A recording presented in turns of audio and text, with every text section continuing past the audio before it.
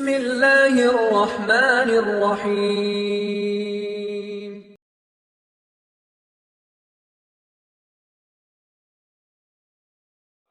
ரமதானில் ஒருபோதும் எம்மை சீரமைக்க முடியாது. அல்லாஹ் எம்மை சீர்படுத்துவானாக. கண்ணியத்துக்குரியவர்களே, தௌபா வாஜிப். தௌபா விரும்பத்தக்க அமல் கிடையாது. நீங்கள் விரும்பினால் செய்யுங்கள், விரும்பவில்லை என்றால் விட்டு விடுங்கள் என்று சொல்வதற்கு தௌபா வாஜிப். அது கடமையான ஒரு அமல். யா அய்யுஹல்லதீன ஆமனு, ஈமான் கொண்டவர்களே என்று அழைத்தால் அல்லாஹ் யாரை அழைக்கிறான்? யாரை அழைக்கிறான்? சஹாபாக்களை அழைக்கிறானா? யாரை அழைக்கிறான்? சஹாபாக்கள் முதற்கொண்டு இந்த உலகம் அழியும் வரை யாரெல்லாம் அல்லாஹுவை ரப்பாக, ரசூலை ரசூலாக ஈமான் கொண்டார்களோ அவர்கள் எல்லோரையும் அல்லாஹ் அழைத்து சொல்கிறான், யா அய்யுஹல்லதீன ஆமனு தூபு இலல்லாஹி தௌபத்தன் நசூஹா. அல்லாஹ்விடத்திலே நீங்கள் தௌபாவின் மூலமாக திரும்பி வாருங்கள். எப்படிப்பட்ட தௌபா? தௌபத்தன் நசூஹா, சுத்தமான தௌபா. அது தூய்மையான கலப்படம் இல்லாத தௌபா. அது திரும்பி அந்த பாதையில் செல்லவே மாட்டேன் என்ற உறுதியோடு செய்யப்படக்கூடிய தௌபா அது. இந்த தௌபாவை கொண்டு இடத்திலே வாருங்கள். யா அல்லாஹ், இந்த பாவத்தை மன்னிச்சிரு, இனிமே செய்ய மாட்டேன்னு சொல்லி அடுத்த நாள் அந்த பாவத்தை செய்யக்கூடிய தௌபா அல்ல. அந்த பாதையின் பக்கம் இனிமேல் என்னுடைய பாதம் நடக்காது என்று உறுதியோடு செய்யப்படக்கூடிய தௌபாவை கொண்டு என்னிடத்திலே நீங்கள் திரும்பி வாருங்கள். கண்ணியத்துக்குரியவர்களே, இந்த தௌபாவை நாம் செய்தாக வேண்டும். இதை செய்யாமல் நம்முடைய வாழ்க்கை நகர்ந்தால், அல்லாஹ்விடத்திலே நம்முடைய தௌபா அங்கீகரிக்கப்படவில்லை என்றால், நஷ்டவாளிகள் எம்மை தவிர யாரும் இருக்க முடியாது. என்ன பாவம் செய்தாலும் அல்லாஹ் மன்னிப்பான். உள்ளத்திலே பதிய வைக்க வேண்டிய முதல் விஷயம், நல்ல பதிய வச்சுக் கொள்ளுங்க. என்ன குற்றம் செய்தாலும் அல்லாஹ் மன்னிப்பான். என்ன ஆதாரம்?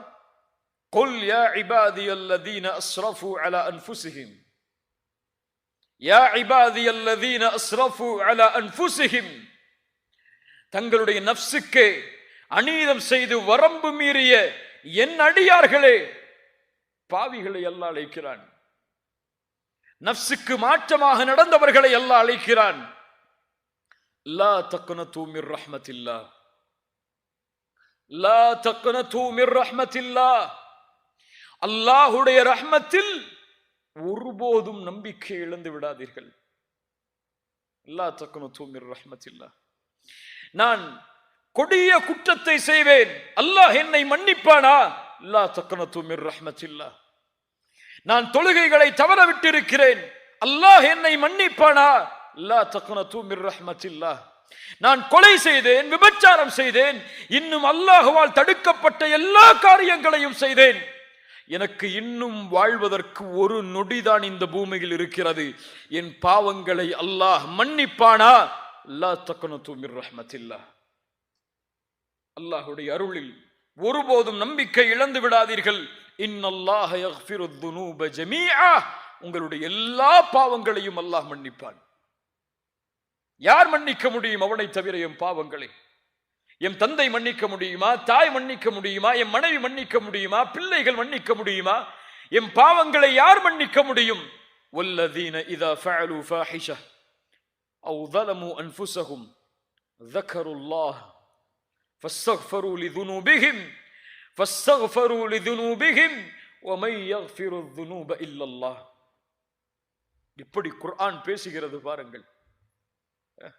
யார் அசிங்கமான செயல்களை செய்து, மானக்கேடான காரியங்களை செய்து, தங்களுக்கு தாங்களே அநீதம் இழைத்து அல்லாஹ்விடத்திலே பாவ மன்னிப்பை தேடினார்களோ, அல்லாஹ்வை நினைவு கூர்ந்து وَمَن يَغْفِرُ الذُّنُوبَ إِلَّا اللَّهُ, என்னிடத்திலே ஏந்தப்பட்ட அந்த பாவத்தை என்னை தவிர யார் மன்னிப்பார்கள்?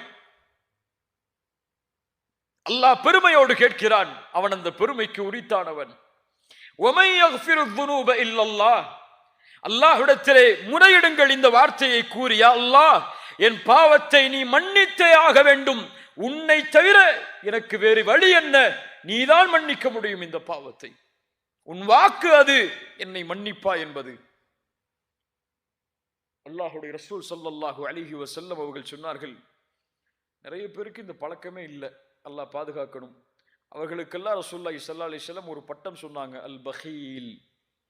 கஞ்சர்கள் யார் என்றால், யாருக்கு முன்னால் என் பெயர் உச்சரிக்கப்படுகிறதோ, யார் அதற்கு ஸலவாத்தை கூறவில்லையோ அவர்கள்தான். அல்லாஹ் பாதுகாப்பானார்.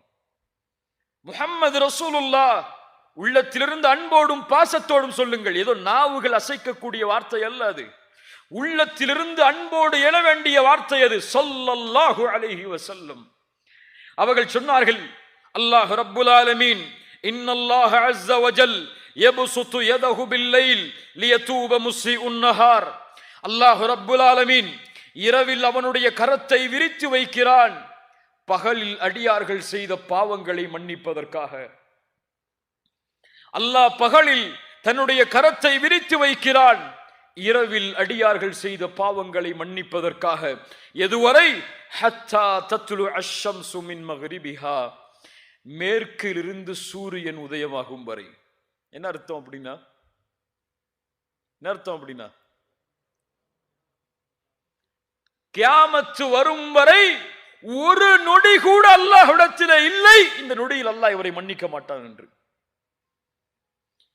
காலை எழுந்தது முதல் இரவு வரும் வரை, சூரியன் மேற்கிலிருந்து உதயமாகும் வரை அல்லாஹ்வுடைய வாசல் திறந்தே இருக்கிறது. அதில் செல்வது எம்முடைய கடமை. அதை அல்லாஹ் ஒருபோதும் அடைக்க மாட்டான். அல்லாஹ் அதை ஒருபோதும் நிராகரிக்க மாட்டான். நீ இவ்வளவு பாவம் செய்திருக்கிறாய், என்னை நோக்கி வராதே என்று அல்லாஹ் யாரையும் மிரட்டி இருக்க மாட்டான். ஃபிரௌன் அன ரப்புக்குமுல் அலா என்று சொன்னவன், அவனுக்கு கலிமா மறுக்கப்பட்டது, அவனுடைய வாய் அடைக்கப்பட்டது. ஏன் தெரியுமா? ஒருவேளை அவன் கலிமா சொல்லி இருந்தால், அறிஞர்கள் சொல்லுகிறார்கள், இந்த கலிமா அவனுடைய பாவத்தை அழித்திருக்கும். அல்லாஹு அக்பர்.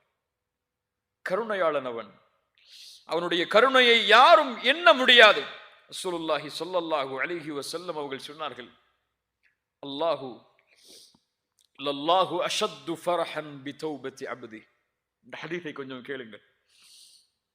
அல்லாஹ் அதிக மகிழ்ச்சி அடைகிறான்.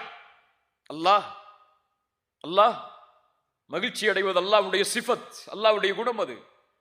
லல்லாஹு அஷத்து ஃபரஹன், அதிகமான மகிழ்ச்சி அடைகிறான் ஒரு அடியான் அவனிடத்திலே திரும்பி வரும் பொழுது. ரசூலுல்லாஹ் உதாரணம் சொல்கிறார்கள். எப்படி தெரியுமா? ஒரு பாலைவனத்தில் ஒரு மனிதன் பயணம் செய்கிறான், தன்னுடைய வாகனத்தோடும் உணவோடும். பல ரிவாயத் வருகிறது, எல்லாவற்றையும் ஒன்றாக சேர்த்து சொல்கிறேன். வாகனத்தோடும் உணவோடும் தன்னுடைய பானத்தோடும் அந்த பாலைவனத்தில் பயணம் செய்கிறான். பாலைவனம் பற்றி நமக்கு தெரியும், அதனுடைய பயணம் எப்படி என்று. பயணம் செய்யும் பொழுது திடீரென்று களைப்பு வருகிறது. களைப்பில் ஒரு மரத்தின் நிழலில் ஓய்வெடுப்பதற்காக உறங்குகிறான். வாகனத்தையும் உணவையும் பானத்தையும் வைத்துவிட்டு விழித்து பார்க்கிறான், அவனுடைய வாகனமும் இல்லை, உணவும் இல்லை. என்னாகும்? பாலைவனத்தில் எதுவுமே இல்லைன்னா அவன் நப்சு சொல்லுகிறது, உனக்கு பசி வந்து விட்டது, தாகம் வந்து விட்டது, மரணம் தான் உனக்கு, இனிமேல் வாழ்வதற்கு அவகாசமே உனக்கு இல்லை, மரணத்தை எதிர்பார்த்து இங்கே உட்காரு. அவ்வளவுதான் மனசு சொல்லுது. மரணத்தை எதிர்பார்த்தவனாக உட்காருகிறான், அப்படியே அசதியில் உறங்கி விடுகிறான். வாழ்வை தொலைத்து விட்டேன், இனிமேல் வாழ்க்கை இல்லை என்று அந்த உறங்கிய அந்த அடியான் மீண்டும் விழித்து பார்க்கிறான். அவனுக்கு முன்னால் தொலைத்த வாகனமும் தொலைத்த உணவும் அவனுக்கு முன்னால் இருக்கிறது. ரசூலுல்லாஹி ஸல்லல்லாஹு அலைஹி வஸல்லம் அவர்கள் சொன்னார்கள், அந்த நேரத்தில் அந்த அடியான் எழுந்தவுடன் மகிழ்ச்சியில் அல்லாஹ்வை பார்த்து சொன்னான், அல்லாஹும்ம அன்த அப்தி வ அன ரப்புக். இது குஃபுர். இப்படி சொல்வது என்ன அர்த்தம்? யா அல்லாஹ், நீ என் அடிமை, நான் உன் ரப். இது என்ன? ஷிர்க், இது குஃப்ர் அது. ஆனால் ரசூலுல்லாஹி ஸல்லல்லாஹு அலைஹி வஸல்லம் சொன்னார்கள், அக்தஅ மின் ஷித்தத்தில் ஃபரஹ். வேண்டுமென்று அவன் சொல்லவில்லை. எப்படி வேண்டுமென்று அவன் சொல்லவில்லை. அவன் தவறளித்து விட்டான் மிக்க மகிழ்ச்சியில். வாழ்வு கிடைத்திருக்கிறது மீண்டும் வாழ்வதற்கு என்ற ஒரு மகிழ்ச்சியில், மிக்க மகிழ்ச்சியில் வார்த்தையில் தவறளித்து விட்டான். எப்படி தொலைத்த உணவும் தொலைத்த வாகனமும் வாழ்வு இல்லை என்று மீண்டும் கிடைத்ததோ, இவன் அடையக்கூடிய மகிழ்ச்சியை விட தன்னை விட்டு சென்ற அடியான் மீண்டும் தன்னை நோக்கி வரும் பொழுது இவன் அடையக்கூடிய ஆனந்தத்தை விட அல்லாஹ் மகிழ்ச்சி அடைகிறான். அல்லாஹு அக்பர். அல்லாஹுடைய நேசம் உள்ளத்தில் இருந்தால் இந்த ஹதீஸ் எல்லாம் உள்ளத்திலே அப்படியே அன்போடு இறங்கும். யோசித்து பாருங்கள் கண்ணியத்துக்குரியவர்கள், அல்லாஹுவை மகிழ்ச்சிப்படுத்த வேண்டாம் அவனுடைய அடியார்கள்? என் மனைவியை மகிழ்ச்சிப்படுத்துவதற்காக நான் எதையெல்லாம் செய்கிறேன், என் பிள்ளைகளை மகிழ்ச்சிப்படுத்துவதற்காக நான் எதையெல்லாம் செய்கிறேன். ஆனால் அல்லாஹ் ரப்புல் ஆலமீனை மகிழ்ச்சிப்படுத்துவதற்கு நான் என்ன செய்ய வேண்டும்? கோடிகளை கொட்ட வேண்டுமா? தேவையில்லை. என்ன செய்ய வேண்டும்? என் நேரங்கள் வாழ்க்கை அனைத்தையும் பள்ளியிலே கழிக்க வேண்டுமா? தேவையில்லை. அல்லாஹ் அப்படி எதிர்பார்க்கவில்லை. உன் பாவத்தை தியாகம் செய், அல்லாஹ் உன்னை பார்த்து மகிழ்ச்சி அடைவான். நீ அவனை பாவத்தை தியாகம் செய்து நினைவு கூர்ந்தால் அல்லாஹ் உன்னை நினைவு கூறுவான். சிறந்த மக்களிடத்தில், சிறந்த கூட்டத்தில். அல்லாஹுவை மகிழ்ச்சிப்படுத்துங்கள், ஷைத்தானை கோபப்படுத்துங்கள், கவலை அடைய செய்யுங்கள்.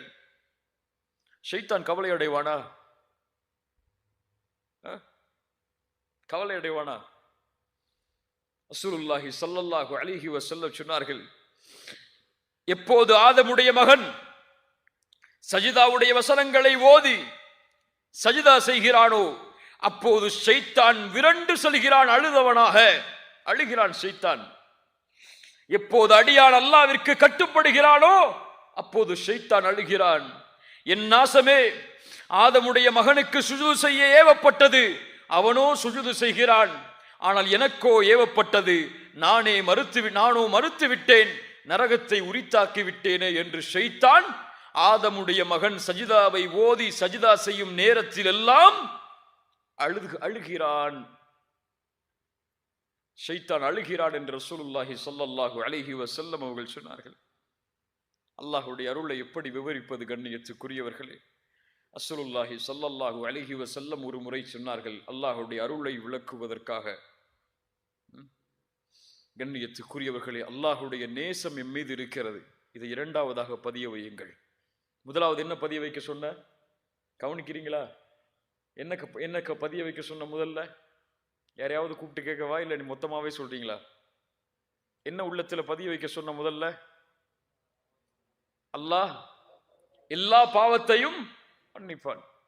இரண்டாவது பதிய வைக்க வேண்டியது, அல்லாஹ் என் மீது நேசத்தோடு இருக்கிறான், அல்லாஹ் என்னை நேசிக்கிறான். இதை பதிய வைங்க உள்ளத்துல.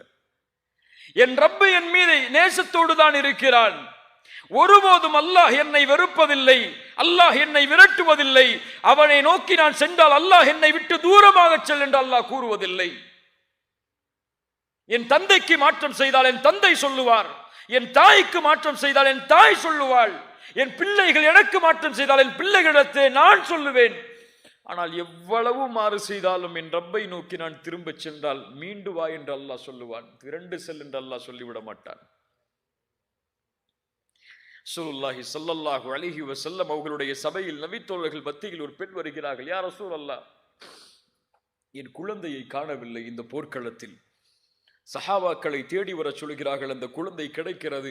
அந்த பெண்ணுடைய கையில் அந்த குழந்தை கொடுக்கப்பட்டவுடன் அந்த பெண் பாசத்தில் அந்த குழந்தையுடைய பசியை போக்கி முத்தமிடுகிறாள். ரசூலுல்லாஹி ஸல்லல்லாஹு அலைஹி வஸல்லம் அங்கிருந்த சஹாபாக்களை பார்த்து கேட்டார்கள், அத்துரவுன ஹாதிஹி தாரிஹத்தன் வலதஹா ஃபின்னார்? அத்துரவுன ஹாதிஹி தாரிஹத்தன் வலதஹா ஃபின்னார்? இந்த நேரத்திலே இந்த தாய் இந்த குழந்தையை நெருப்பில் வீசுவாளா? வீசுவாளா? சஹாபாக்கள் சொன்னார்கள், யா ரசூலல்லாஹ், எப்படி அந்த குழந்தையை தாய் நெருப்பில் வீசுவாள்? தான் பெற்றெடுத்த குழந்தை எப்படி வீசுவாள்? ரசூலுல்லாஹி ஸல்லல்லாஹு அலைஹி வஸல்லம் சொன்னார்கள், லல்லாஹு அர்ஹமு பிஇபாதிஹி மின் ஹாதிஹி பிவலதிஹா. இந்த தாய் இந்த குழந்தையின் மீது இரக்கம் காட்டுவதை விட அல்லாஹ் அவருடைய அடியார்கள் மீது இரக்கம் காட்டுகிறான். என்ன அர்த்தம்? இந்த தாய் எப்படி தன்னுடைய குழந்தையை நெருப்பில் வீசுவதை விரும்ப மாட்டாளோ, அது போன்று தனக்கு கட்டுப்பட்ட அடியானை அல்லாஹ் நெருப்பில் வீச விரும்ப மாட்டான். வீச மாட்டான். அல்லாஹ் எம்மை நேசித்தால் போதும், அல்லாஹுடைய நேசம் எம் மீது உரித்தானால் போதும், நரகத்தின் சுவாசத்தை கூட இன்ஷா அல்லாஹ் நான் நுகர மாட்டோம். அந்த ஒரு தன்மை வந்தா போதும். இறந்த அடியான நேசிக்கிறேன் அல்லாஹ் ஜிப்ரீல கூப்பிட்டு சொன்னா போதும். யாரை கூப்பிட்டு சொல்லணும்? யாரை கூப்பிட்டு சொல்லணும்? ஜிப்ரீல கூப்பிட்டு சொல்லணும். அல்லாஹ் சொல்லுவாடா ஜிப்ரீல் இடத்துல? நம்மள போய் ரசூலுல்லாஹி ஸல்லல்லாஹு அலைஹி வஸல்லம் சொன்னார்கள், இதா ஹப்பல்லாஹுல் அப்த நாதா ஜிப்ரீல். அல்லாஹு அக்பர். என்ன ஹதீஸ் பாருங்கள். அல்லாஹ் ஒரு அடியானை நேசித்தால் ஜிப்ரீலை அழைப்பான். யார் ஜிப்ரீல்? நபிமார்களை சந்தித்தவர், ரசூல்மார்களை சந்தித்தவர், வஹி கொடுப்பதற்கு பொறுப்பேற்றப்பட்டவர், நபி மலக்குகளுடைய தலைவர். அழைப்பான், நாதா ஜிப்ரீல், யா ஜிப்ரீலு இன்னல்லாஹ யுஹிப்பு ஃபுலான். இப்படிப்பட்ட பெயர் கொண்ட அடியானை அல்லாஹ் நேசிக்கிறான், நீங்களும் நேசியுங்கள். அல்லாஹ் எம்மை நேசித்தால் எம்முடைய பெயரை அல்லாஹ் ஜிப்ரீல் இடத்திலே உச்சரிப்பான். ஜிப்ரீல் வானத்தில் உள்ளவர்களை அழைப்பார், வானத்தில் உள்ளவர்களே, இந்த அடியானை அல்லாஹ் நேசிக்கிறான், நானும் நேசிக்கிறேன், நீங்களும் நேசியுங்கள். வானத்தில் உள்ளவர்கள் நேசிப்பார்கள். அதற்கு பிறகு அந்த கட்டளை பூமியில் உள்ளவர்களுக்கு கொடுக்கப்படும். பூமியில் உள்ள எல்லோரும் அந்த அடியானை நேசிப்பார்கள். ஒரு முஃமினை முஃமின் நேசிப்பான். முனாஃபிக்கைத்தான் ஒரு முஃமின் வெறுப்பான். ஒரு முஃமின் இன்னொரு முஃமினை ஒருபோதும் வெறுக்க மாட்டான். வெறுத்தால் இவன் நயவஞ்சகத்தன்மையை கொண்டிருக்கிறான் அல்லது அவர் நயவஞ்சகத்தன்மையை கொண்டிருக்கிறார், அவ்வளவுதான். புரிஞ்சுக்கங்க இந்த விஷயத்தை. ஒரு முஃமினை இன்னொரு முஃமின் வெறுக்க மாட்டான். முஸ்லிமை இல்ல நான் சொல்றது, முஃமினை. ஒரு முஃமினை நான் வெறுக்கிறேன் என்றால் அவனிடத்திலே குறை இல்லை, என் கல்விலே உள்ள ஈமானில் குறை இருக்கிறது. அல்லாஹ் பாதுகாப்பானாக. சுப்ஹானல்லாஹ். கண்ணியத்துக்குரியவர்களே, அல்லாஹ் ரப்புல் ஆலமீன் எதையும் மன்னிப்பான், எதையும் மன்னிப்பான். இன்னொரு ஹதீஸை கேளுங்கள். ஸல்லல்லாஹு ஸல்லல்லாஹு அலைஹி வஸல்லம் சொன்னார்கள், ஒரு மனிதன் இறக்கக்கூடிய தருவாயில் தன்னுடைய பிள்ளைகளை அழைத்து வசியத் செய்தான். வசியத் செய்தான். என்ன வசியத்? அழைத்தான், பிள்ளைகளே, இந்த உலகத்தில் நான் எல்லை கடந்த பாவங்களை எல்லாம் செய்திருக்கிறேன். ஒருவேளை அல்லாஹ் என்னை எழுப்பி தண்டித்தால் அதையெல்லாம் என்னால் தாங்க முடியாது. நான் இறந்ததற்கு பிறகு என்னை எரித்து சாம்பலாக்கி பாதியை கடலிலே தூவுங்கள், பாதியை காற்றிலே தூவுங்கள். அதுபோல் பிள்ளைகளும் அந்த தந்தையுடைய வசியத்தை ஏற்று இறந்ததற்கு பிறகு அவர் எரித்து சாம்பலாக்கி பாதியை காற்றிலே, பாதியை எங்கே கரைத்தார்கள்? கடலிலே கரைத்தார்கள்.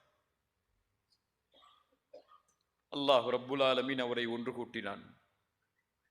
அல்லாஹ் கேட்டான், லிம ஃபஅல்த ஹாதா, லிம ஃபஅல்த, ஏன் செய்தாய் இதை? அவர் சொன்னார் ஒரே வார்த்தை தான், ஹஷ்யதக யா ரப், ஹஷ்யதக யா ரப். உன் பயம் யா அல்லாஹ், உன் அச்சம் யா அல்லாஹ், உன் அச்சம் என் உள்ளத்தை சூழ்ந்தது யா அல்லாஹ். நீ என்னை எழுப்பி தண்டித்தால் என் நிலைமை என்ன என்ற ஒரு கேள்வி வந்தது யா அல்லாஹ், செய்து விட்டேன். அறிஞர்களில் சிலர் இந்த ஹதீஸுக்கு விளக்கம் சொல்லும் பொழுது, இவர் செய்த இந்த காரியம் குஃபுர். குஃப்ரா இல்லையா? அல்லாஹ் என்னை எழுப்ப மாட்டான் என்று ஒருவன் நினைத்தால் அவன் யார்? காஃபிர். ஆனால் இந்த குஃபுர் அல் குஃப்ரும் பில் ஜஹல், அறியாமையில் செய்யக்கூடிய குஃபுர். இப்படிப்பட்ட அடியானை அல்லாஹ் என்ன செய்தான்? ரசூலுல்லாஹ் சொன்னார்கள், ஃபகஃபர லஹு, அல்லாஹ் அவனை மன்னித்தான். அல்லாஹ் மன்னிக்க நாடினால் அவன் பாவத்தை எல்லாம் பார்க்க மாட்டான். என்ன செஞ்சேன்னா அல்லாஹ் பார்த்துட்டு இருக்க மாட்டான். இந்த பாவத்துக்கு இதை செஞ்சியா, இந்த பாவத்துக்கு இதை செஞ்சிய, அப்படி செஞ்சிய, அங்க உட்கார்ந்து செஞ்சிய, அப்படிப்பட்ட சூழ்நிலை செஞ்சிய, அவ்வளவு கண்ணியம் கொடுக்கப்பட்டதுக்கு பிறகு செஞ்சிய, இவ்வளவு நியமத்தை தந்ததுக்கு பிறகு செஞ்சிய, செஞ்சிட்டியா, தௌபா செஞ்சியா, அவ்வளவுதான் முடிஞ்சு. யா அல்லாஹ், இனிமேல் இதை செய்ய மாட்டேன், உன்னுடைய பாதையில் வருகிறேன், இனிமேல் இதன் பக்கம் மீள மாட்டேன், என்னை மன்னித்து விடையா அல்லாஹ். அல்லாஹ் மன்னிப்பானா? மன்னிப்பான். அதே பாவத்தை மீண்டும் செய்கிறான், அல்லாஹ் மன்னிப்பானா? மன்னிப்பான். அதே பாவத்தை மீண்டும் செய்கிறான், அல்லாஹ் மன்னிப்பானா? மன்னிப்பான். எப்படி புரிஞ்சிடக்கூடாது? பாவம் செஞ்சு செஞ்சு தௌபா செஞ்சுக்கலான்னு புரிஞ்சுக்க கூடாது. ஃபஜ்ரை விட்டுட்டு நம்ம அடுத்தடுத்து தௌபா செஞ்சுக்கலான்னு விட்டுறக்கூடாது. இதால தௌபா செஞ்சுட்டு வாரத்துக்கு ஜும்மால போய் மக்கால போய் ஒரு தவாஃப் செஞ்சா முடிஞ்சிடணும் நினைச்சிடக்கூடாது. உள்ளத்திலே உறுதி ஏற்று இனிமேல் செய்ய மாட்டேன் என்று அவன் உறுதி ஏற்றதற்கு பிறகும் மீண்டும் அவனை மீறி ஷைத்தானுக்கு கட்டுப்பட்டு செய்கிறான் என்றால் அல்லாஹ் மன்னிப்பான். இப்னு மஸ்ஊத் இடத்திலே இப்னு அப்பாஸ், இப்னு மஸ்ஊத் ரெண்டில் ஒரு நபித்தோழர், ஞாபகம் இல்லை, அவரிடத்தில் ஒரு மனிதர் வந்து கேட்கிறார், நான் கொலை செய்தேன், அல்லாஹ் என்னை மன்னிப்பானா? மஸ்ஊத் சொன்னார்கள், அல்லாஹ் உன்னை மன்னிப்பான். இன்னொரு மனிதர் கேட்டார், நான் கொலை செய்தால் அல்லாஹ் என்னை மன்னிப்பானா? அல்லாஹ் உன்னை மன்னிக்க மாட்டான், அல்லாஹ் உன்னை மன்னிக்க மாட்டான் என்று சொன்னார்கள். என்ன அர்த்தம்? கேட்டார்கள், என்ன விளக்கம்? அந்த கொலை செய்தேன் என்று வந்து நின்றவர் கொலை செய்து விட்டு தன்னை அல்லாஹ்விடத்திலே திரும்ப வேண்டும் என்று வந்து கேட்டார். ஆனால் இப்போது கேட்டவர் இனிமேல் கொலை செய்ய போகிறேன், என்னை அல்லாஹ் மன்னிப்பாடா என்று கேட்கிறார். சுப்ஹானல்லாஹ். சஹாபாக்களுடைய புரிதல் அது. கண்ணியத்துக்குரியவர்களே, அல்லாஹ் ரப்புல் ஆலமீன் நம்முடைய பாவங்களை மன்னிக்க வேண்டும். அல்லாஹ் நம்முடைய பாவங்களை மன்னிக்காமல் நம்முடைய மரணம் எம்மை வந்தடைந்து விட்டால் அவர்களை விட நஷ்டவாளிகள் யாரும் கிடையாது. ஒன்றை புரிந்து கொள்வோம், இறுதியாக இதை கூறி முடிக்கிறேன். அடிக்கடி கூறுவதுதான் எல்லா உரைகளிலும், பாவங்கள் மன்னிக்கப்படாமல் யாரும் சொர்க்கம் சென்று விட முடியாது. நம்முடைய பாவங்களின் மூட்டைகள் எவ்வளவு இருந்தாலும் அந்த மூட்டையில் கடுகளவு இருக்கக்கூடிய கடைசி பாவமும் மன்னிக்கப்படாத வரை அந்த அடியான் சொர்க்கம் செல்ல முடியாது. மூணாவது பதிய வச்சுக்கொள்ளணும். இத அந்த பாவம் மன்னிக்கப்பட்டால் தான் சொர்க்கம். அந்த கடுகளவு பாவமும் அல்லாஹ்வுடைய நாட்டத்தால் மன்னிக்கப்படவில்லை என்றால் எங்கே? நரகம். அல்லாஹ் ஒரு பாவம் செய்த ஒரு முஃமினை அழைப்பான் மறுமையில், இவனை மன்னிக்க வேண்டும் அல்லாஹ், இவன் சொர்க்கம் செல்லுவதற்கு முன்னால். ஏன்? சொர்க்கம் சுத்தமானவர்கள் வாழக்கூடிய பூமி. அங்கே பாவத்தை சுமந்தா சுத்தமானவன் வாழ முடியாது. சுத்தமாக்கிதான் சொர்க்கம். ஒன்று மன்னிப்பான் அல்லாஹ், அல்லது நரகத்திலே அதற்கு தண்டனையை கொடுத்து அல்லாஹ் அங்கே அனுப்புவான். சுத்தமாகி அவன் பாவத்தில் இருந்து விலகி அந்த ஆற்றில் குளித்ததற்கு பிறகுதான் அல்லாஹ் சொர்க்கத்திலே அனுப்புவான். பாவிகளை அவனை அழைப்பான் அல்லாஹ். அழைத்து கேட்பான். ரசூலுல்லாஹ் சொன்னார்கள், ஹல் தஅரிஃபு தம்ப கதா வ தம்ப கதா. அந்த அடியானை பார்த்து கேட்பான், இந்த பாவம் நினைவிருக்கிறதா உனக்கு? ரசூலுல்லாஹ் சொன்னார்கள், மஹ்ஷரில் அவனுக்கும் அல்லாஹ்விற்கும் இடையே ஒரு திரை போடப்படும். அங்கே நடப்பது யாரும் பார்க்க முடியாது. அந்த அடியானிடத்தில் அல்லாஹ் பேசுவான், நீ இந்த பாவம் செய்தாயே, உனக்கு நினைவிருக்கிறதா? அவன் சொல்லுவான், யா அல்லாஹ் அறியும், அரிஃப் யா அல்லாஹ், அறிந்திருக்கிறேன். இந்த பாவம் செய்தாயே நினைவிருக்கிறதா? யா அல்லாஹ் அறிந்திருக்கிறேன் யா அல்லாஹ். இந்த பாவம் செய்தாயே என்று அல்லாஹ் அடுக்கிக் கொண்டே போவான். அவன் நினைத்துக் கொள்வான், அல்லாஹ் என்னை விசாரிக்க ஆரம்பித்து விட்டான், இனிமேல் என்னால் தப்பிக்க முடியாது என்று ரசூலுல்லாஹ் சொன்னார்கள். நான் அழிந்து விட்டேன் என்று எண்ணும் பொழுது அல்லாஹ் அவனை நெருக்கமாக்கி சொல்லுவான், இன்னி சதர்துஹா அலைக ஃபித் துன்யா அன அக்ஃபிருஹா லகல் யௌம். இந்த பாவத்தை எல்லாம் உலகத்தில் நான் மறைத்தேன். நல்லா புரியணும். நாலாவது விஷயம், நான் மறைத்தேன். அல்லாஹ் எம்முடைய பாவத்தை மறைக்கவில்லை என்றால் என்ன ஆகும்? குடும்பத்திலேயே கண்ணியம் இருக்காது. உண்மையா இல்லையா? அறிஞர் அழகாக சொல்லுவார், அடிக்கடி சொல்வதுதான், மனிதர்கள் எமக்கு கொடுக்கக்கூடிய கண்ணியம் எல்லாம் அல்லாஹ் எம்முடைய பாவங்களின் மீது போட்டுள்ள திரைக்குதான். நல்லா புரியுங்க, அழகான வார்த்தை. மனிதர்கள் எமக்கு கண்ணியம் கொடுப்பதெல்லாம் அல்லாஹ் எம்முடைய பாவங்களின் மீது போட்டுள்ள திரைக்குதான். எப்போது அல்லாஹ் அந்த திரையை நீக்கி விடுவானோ போச்சு எல்லா கண்ணியமும். துஇஸ்ஸு மன் தஷா வ துதில்லு மன் தஷா. நாடியவர்களை கண்ணியப்படுத்துவான், நாடியவர்களை இழிவுபடுத்துவான். அந்த அடியானை அல்லாஹ் நெருக்கமாக்கி சொல்லுவான், இந்த உலகத்திலே இந்த பாவங்களை நான் மறைத்தேன், இங்கும் மறைத்திருக்கிறேன். அன அக்ஃபிருஹா லக்கல் யௌம். இந்த நேரத்திலே அதை நான் மன்னிக்கிறேன் செல். அப்படி மன்னித்தால்தான் சொர்க்கம். பாவங்கள் மன்னிக்கப்படாமல் யாரும் சொர்க்கம் நுழைய முடியாது. அல்லாஹ் மன்னிப்பானா அல்லது அல்லாஹ் தண்டனையை கொடுப்பானா? அல்லாஹ்வுடைய கரத்தில் இருக்கிறது. நம்முடைய அமல்களை கொண்டு அல்லாஹ் முடிவு செய்வான். கண்ணியத்துக்குரியவர்களே, வாழ்வு முடிவதற்கு முன்னால் அல்லாஹ்விடத்திலே திரும்பியாக வேண்டும் அடியான். வாழ்வை முடிப்பதற்கு முன்னால் அல்லாஹ்விடத்திலே அவன் திரும்பவில்லை என்றால் அவன் ஒருபோதும் அல்லாஹ்வை சந்தித்து விட முடியாது. வானத்திலேயே தூக்கி வீசப்பட்டு விடுவான் அவனுடைய உயிர் கபரை நோக்கி. மன் ரப்புக்க பதில் சொல்ல முடியாது, ஒமா தீனுக்க பதில் சொல்ல முடியாது, முஹம்மது ரசூலை குறித்து கேட்கப்படும் கேள்விக்கு பதில் சொல்ல முடியாது. பாவம் தடுக்கும். ஆம், பாவம் எல்லாவற்றையும் தடுக்கும். நன்மையை தடுக்கும், குர்ஆனை தடுக்கும், தொழுகையை தடுக்கும், வாழ்வில் வரக்கூடிய எல்லா வழிகளையும் அடைத்துவிடும் பாவம். எப்போது ஒரு அடியான் பாவத்தில் இருந்து விலகி அல்லாஹ்வை நோக்கி செல்கிறானோ அவனுடைய எல்லா வாசலும் உடைக்கப்படும். அவன் செல்லக்கூடிய வழியில் ஒன்றை செய்கிறீர்கள், தடை வருகிறது என்றால் முதலாவது நினையுங்கள், என் பாவம் அதற்கு தடையா? எதற்கு நான் தௌபா செய்யாமல் இருக்கிறேன்? ஏன் அல்லாஹ் எனக்கு சிரமத்தை கொடுக்க